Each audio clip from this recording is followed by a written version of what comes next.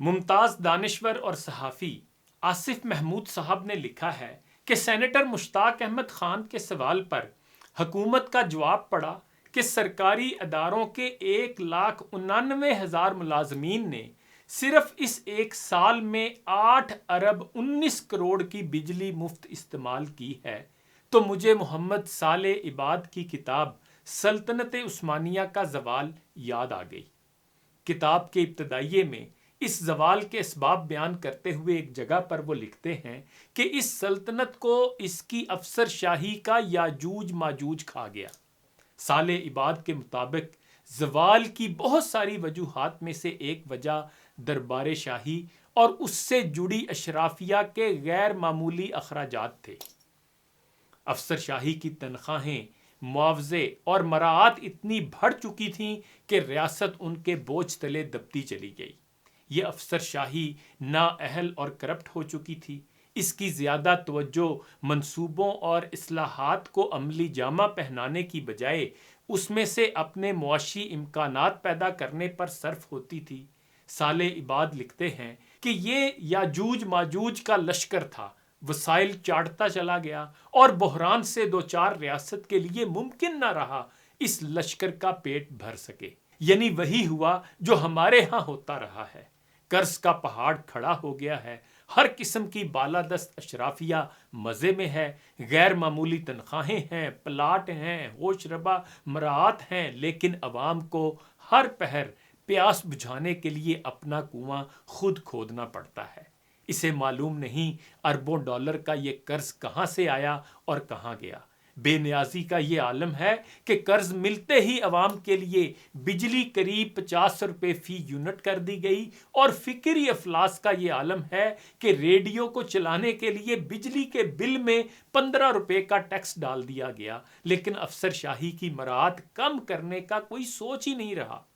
4 پیسے کشکول میں آتے ہی کروڑوں کی مالیت سے گاڑیاں خرید کر اسسٹنٹ کمشنروں کو دی جا رہی ہیں، جن کی اہلیت یہ ہے کہ سبزیوں کے ریٹ ان کے بس میں ہیں، نہ پیٹرول پمپوں کے پیمانے پورے ہوتے ہیں۔ بس مراعات ہیں اور افسر شاہی ہے۔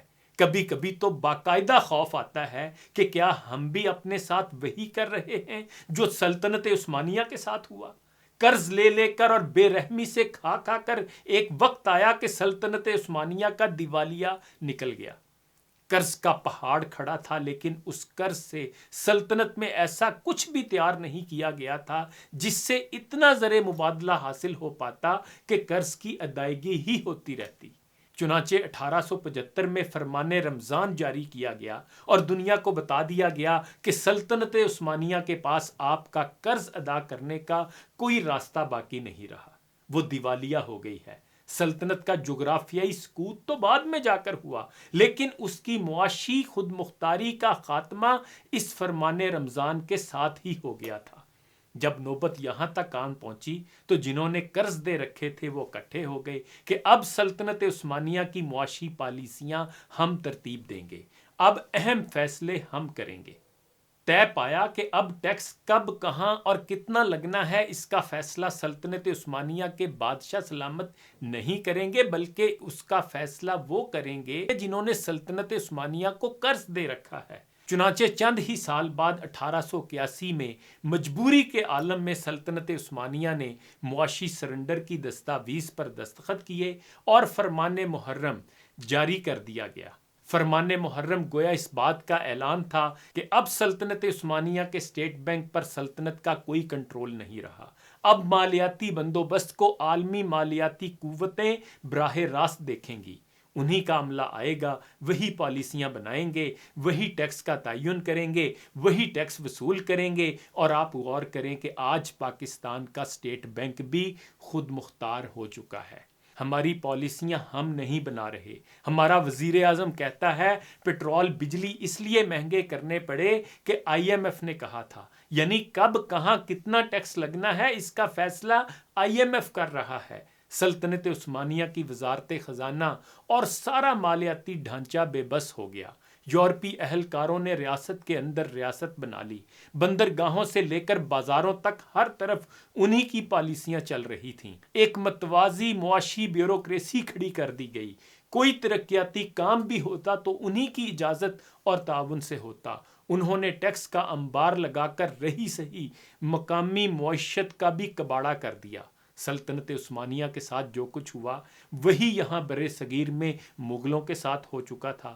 طریقے واردات مختلف تھا، واردات ایک ہی تھی۔ دونوں سلطنتوں کی جغرافیائی خود مختاری سے پہلے ان کی معاشی خود مختاری پر حملہ کیا گیا۔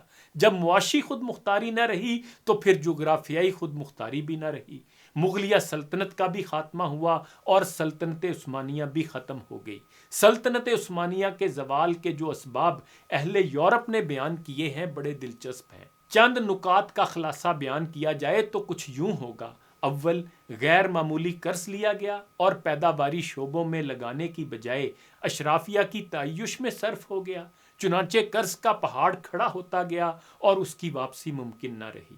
دوم، سلطنت عثمانیہ ایک زرعی معیشت تھی، لیکن سلطنت نے اس زرعی معیشت کو انڈسٹریلائز نہیں کیا، وہ یورپ کی صنعتی ترقی سے پیچھے رہ گئی۔ سوم، سلطنت عثمانیہ اپنے شہریوں میں شراکت اقتدار کا تاثر پیدا نہ کر سکی، اپنے ہی شہریوں سے محکوموں جیسا سلوک ہوا، چنانچہ مختلف علاقوں میں باغیانہ خیالات پیدا ہونے لگے۔ چہارم، سلطنت عثمانیہ غیر مسلم شہریوں کی برین ڈرین کو نہ روک سکی۔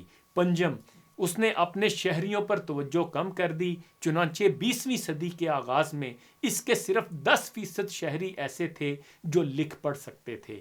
ریاست اچھے پروفیشنلز کے بحران سے دوچار تھی۔ ذرا غور کیجئے، ان میں سے کتنی وجوہات ہمارے ہاں بھی ایک عارضے کے طور پر موجود ہیں۔ یہی بحران ہمارے قومی وجود سے بھی لپٹ چکا ہے۔ افسر شاہی کا یہ یاجوج ماجوج کا لشکر ہمیں نو آبادیاتی ورثے میں ملا ہے۔ یہ وسائل کو امانت نہیں، مال غنیمت اور عوام کو شہری نہیں رعایا سمجھتا ہے۔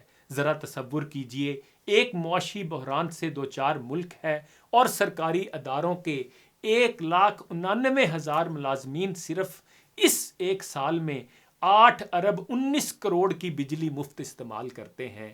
ہم بھی بنیادی طور پر زرعی معیشت ہیں، لیکن زراعت پر بات کرنا توہین سمجھتے ہیں اور پینڈو کا لفظ تحقیر کے طور پر استعمال کرتے ہیں۔ زرعی معیشت کو ہم انڈسٹریلائز نہیں کر سکے، شہریوں کو شراکت اقتدار کا تاثر نہیں دیا جا سکا، اپنے ہی شہریوں سے محکوموں جیسا سلوک کیا جاتا ہے، وسائل صرف ایک طبقے کی میراث بن چکے ہیں۔ افسر شاہی کا یاجوج ماجوج کا لشکر سب کچھ چاٹتا جا رہا ہے۔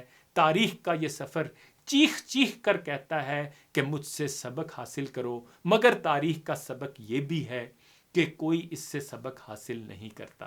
قابل اجمیری کے اس شعر کے ساتھ اجازت چاہوں گا۔ وقت کرتا ہے پرورش برسوں، حادثہ ایک دم نہیں ہوتا۔